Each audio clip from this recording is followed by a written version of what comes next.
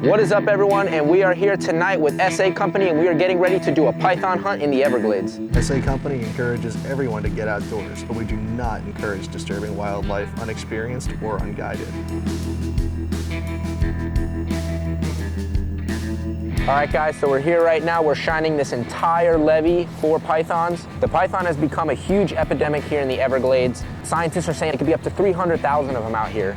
So what we're doing right now is we're shining to find them. So the reason why these guys are so bad for the environment is because they're eating 90% of the native wildlife in the areas where surveys have been done. So areas that there used to be cotton rats and possums and gators and deer, they're not here anymore. Stop. Yeah, I'm gonna go check this out.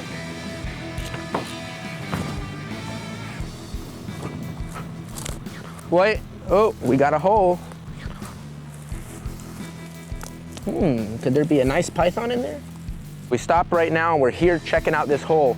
So right now it is spring and all the big female pythons are gravid. So they're gonna be big and full of eggs, and they're gonna be looking for places to go lay their eggs. So we always wanna check places like this, just because this is a prime place for the females to go in and lay their eggs. So let's take a look.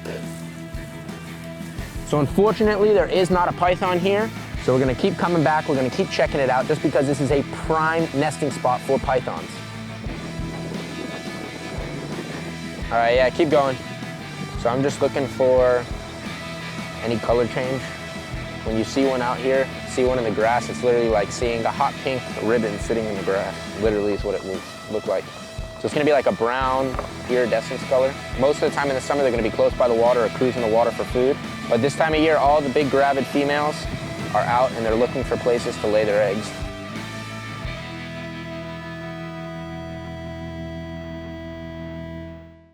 To fully understand the complexity of South Florida's invasive species epidemic, you'll need to take a look back on Florida's history and an even closer look at the pet trade. So the reason why they're here is back a long time ago, Hurricane Andrew, 1992, a breeding facility of these pythons was destroyed. About 400 of them escaped, only 75 were recovered, and now they're running rampant here in the Everglades, and they're eating and destroying all of our native wildlife. The pet trade has an almost alluring feeling associated with it when mentioned. The term pet trade is very vague. It can encompass everything from pet purchases online, big corporate stores, privately owned shops, person-to-person exchanges, and even shady late-night deals. Local law enforcement agencies all uphold state-regulated legislature in an effort to help limit invasive and non-native species, but many say that the damage is already done. All right, so we see a snake right up ahead on the road, so we're actually gonna go check them out now.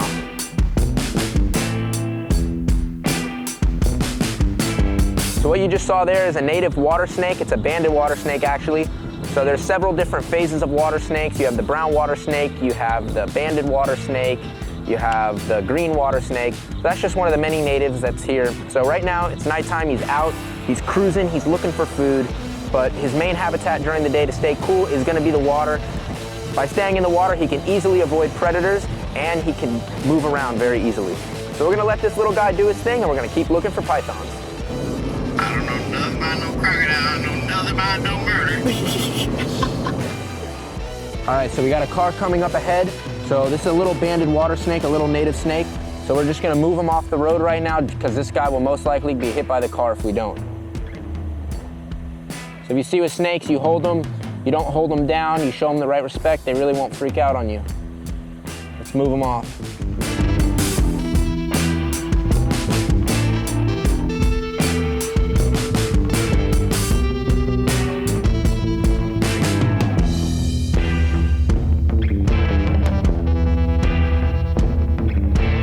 Guys, we got a big python right in front of the truck. Let's grab him. It's like a big 12-foot python. So we're gonna go right behind his head. All right, we got him. This is looking like a male. A nice sized male, looking like 10, 11 feet. You can see he's a male. He's got these big spurs. Man, this guy is full of heat. So when you know how to handle these animals correctly, you don't have to worry about getting bit. Man, look at him, he mussed all over me. He got his pee. Wow. Holy crap. Guys, so come take a look at the snake. This is just a beautiful python. So if you see right now, he's really not moving all that much just because he is tired out. We just had a pretty decent little, you know, fight with him just to catch him. So he is all worn out. He's used all of his strength to try to get away, but we can't let him get away. Just come here, look at his face. I want to show you his teeth. Can you see those teeth right there? So their teeth are actually serrated backwards. So the reason why they have their teeth serrated backwards is so when they grab their prey, it's much harder for them to get away. So imagine you're biting down on something and they can pull out, but backwards they can't pull out at all. So this snake in its entire lifetime, honestly, has most likely eaten a couple of hundred different prey items, including at this size, small alligators, possum, wading birds, as well as many other animals. So this is a great catch because as this snake gets bigger, I mean, this is honestly like a full-size male, so it won't get too much bigger, but it's gonna continue to eat this prey for, you know, the next 15, 20 years of its lifetime. Wow, just come here, take a look at these patterns right here. So just take a look. So you can see why these snakes are so sought after in the animal industry, just because of how beautiful they are. But, you know, most people don't have the proper setups to house a snake. Once this thing, you know, is 12, 15 feet, they gotta feed it live rabbits, small pigs. People don't wanna do that. So here in South Florida, people have actually dumped them out in the Everglades and the breeding facilities have been destroyed, and that's why they are here. We had a very successful night out here tonight. So we found several native water snakes and we did find our python. So, you know, it wasn't the biggest python in the world, but you know, it was a nice sized python, and it is another snake that is removed here from the Everglades. So if you guys haven't already, I want all of you guys to go give this video a thumbs up, comment down below, as well as subscribe. Thanks for watching, and we'll see you next time.